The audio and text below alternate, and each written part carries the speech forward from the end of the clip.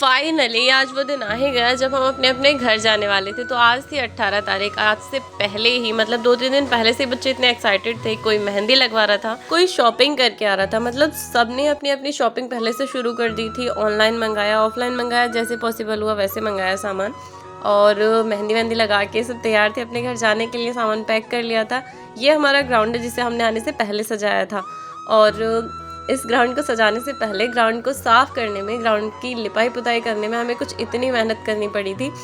तो सबसे पहले हमने ना ग्राउंड की लिपाई की। ग्राउंड को लीपने के बाद ग्राउंड में जो बड़ी बड़ी घास हो रखी थी ना, उसको पूरे ग्राउंड की सफाई की लड़कियों ने। तो हमने बहुत मेहनत से पहले पूरे ग्राउंड की घास उखाड़ी। घास उखाड़ने के बाद हमने ग्राउंड पे पुताई की पानी भर भर के।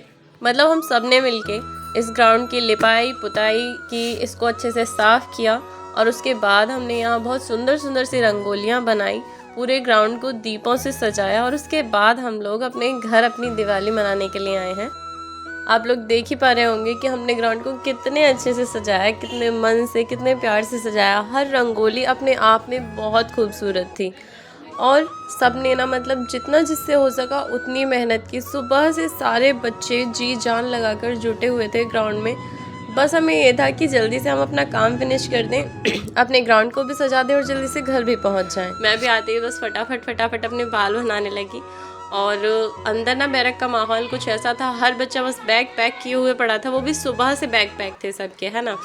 लेकिन हम लोगों को बस ग्राउंड से आना था, जल्दी से तैयार होकर बच्ची कुछ चीज़ें बैग में डालनी थी। कुछ बच्चे निकल रहे थे, कुछ बच्चे सामान उठा रहे थे, कुछ बच्चे जा चुके भी थे और कुछ अभी भी तैयार हो रहे थे।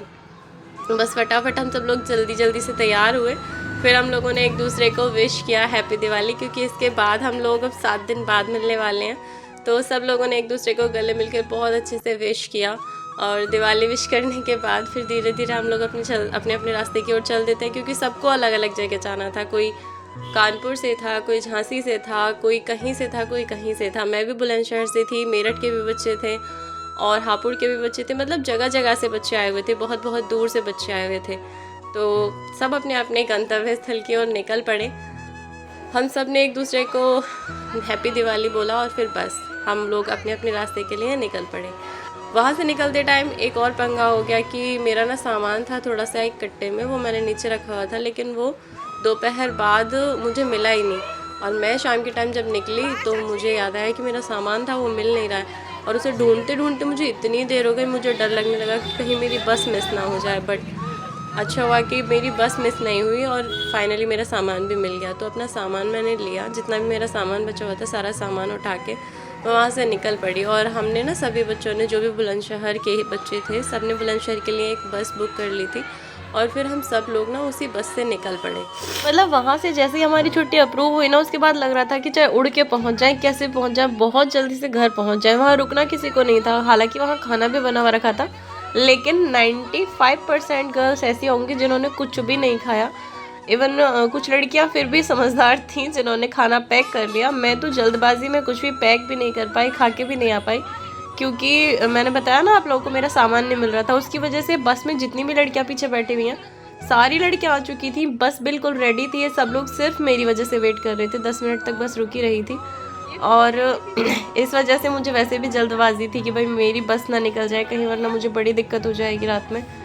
तो मैं मतलब ही नहीं बनता था कि यार इतनी जल्दबाजी में मैं खाना पैक करने के चक्कर में रुकती। तो बस मैं इसलिए कुछ भी नहीं लेके आ पाई, ना ही खा के आ पाई। वहाँ से बस बरेली को छोड़ते वक्त इतना सुकून मिल रहा था, ऐसा लग रहा था कि हाँ अभी हम आज़ाद हैं। आज़ादी वाली फीलिंग आ रही थी। और लड़कियाँ, सभी लड़कियाँ इतनी ज़्यादा खुश थी ना, बस का माहौल कुछ और ही लेवल का था। मतलब गानों पे डांस हो रहा था, सब एंजॉय कर रहे थे, सब अपने आप में बहुत ज़्यादा खुश थे। मैं आपको दिखाती हूँ कि बस में सब लोगों ने कितना ज़्यादा एंजॉय किया। मेरी तबीयत ठीक सी नहीं थी, तो इसलिए मैं शांति से बैठी हुई थी, लेकिन बाकी सब बच्चे जो थे वो फुली एंजॉय कर रहे थे। ये थी मेरी बस की मेरे साइड में बैठी हुई थी और बहुत बॉडी बैठी हुई थी।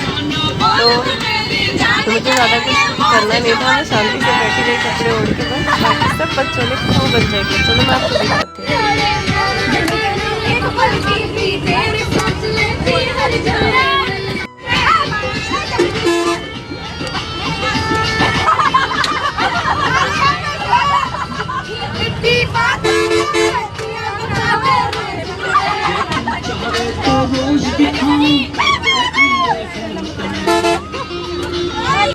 और फाइनली इतने लंबे समय के बाद मैं वापस अपनी खुर्जा पहुंच गई और यहाँ आने के बाद एक अलग ही सुकून मिल रहा था। हम लोग को यहाँ पहुँचते पहुँचते बहुत लेट हो गया था। मैं खुर्जा पहुँची होंगी लगभग 12 बजे के आसपास।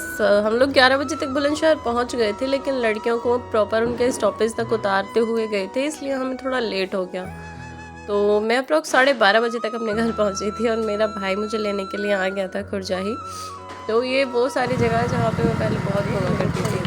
और ये है मेरा गांव। आप लोग मेरी वीडियोस अगर देखते होंगे तो पहले से आप लोग मेरा घर भी देख चुके होंगे और मेरा गांव भी आप लोगों ने देखा होगा।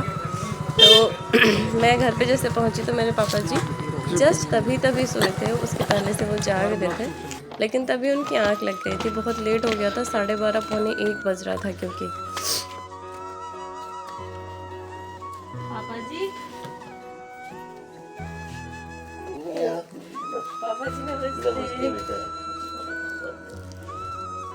यार अभी तक गेट ना खोलो, मैं मम्मी का इंतजार कर रहा हूँ। गेट खुलेगा। नींद लग गई है। हाँ अभी आँख लग गई भैया मेरे सामने। हाँ मैं सोच रही हूँ कि अभी आप लोगों ने देखा ही होगा कि मेरे पापा मुझे देख के कितने खुश हो गए थे। अब मैं अंदर पहुंची और मैं मम्मी को ढूंढने लगी कि मम्मी कहाँ है, मम्मी कहाँ है।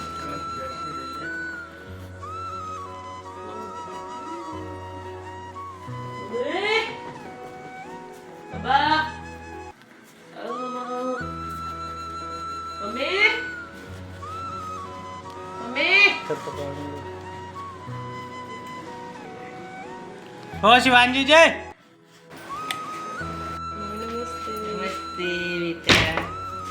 और बस थोड़ी देर बाद तभी मम्मी वहाँ पे आ गई थी। मम्मी मुझे देखकर बहुत खुश हुई। छोटी वाली सिस्टर जाग गई थी नींद से और वो भी बहुत खुश हुई। छोटा वाला भाई जो था मेरा वो जागा हुआ था, उसने खाना भी नहीं खाया था। तो मेरी छोटी वाली बहन ने आधी रात में उठ के फिर गरम गरम रोटियां बनाई और फिर हम सब ने मिलकर खाना खाया। एक तो मैं ऑलरेडी बहुत लेट हो गई थी, 12:30 पौने 1 बजे के आसपास मैं आके लगी थी। फिर खाना खाने के बाद मैंने इन दोनों को बोल दिया कि मेरे लगेज बैग में खाने पीने का जो भी सामान है वो जो उठा लोगे, मतलब जिसके हाथ में जो आ जाएगा वो सामान उसी का हो जाएगा। तो ये दोनों लोग आपस में सामान निकालने में लगे हुए थे और मैं सामान ऐसे करके लाई थी थोड़ा हाइड करके, क्योंकि जगह की शॉर्टेज थी, सामान थोड़ा ज़्यादा हो रखा था। तो इन दोनों ने जैसे जहाँ से जो ढूंढा गया वो निकाल लिया। मेरे बैग की हालत कुछ ऐसी करके इन दोनों ने छोड़ दी। बाकी तो सब समझ आया, पर यार कपड़े की कुछ ज़्यादा बुरी दुर्गति न होगी। मैं पिन्नी उठा के बहुत मजे आ रहे।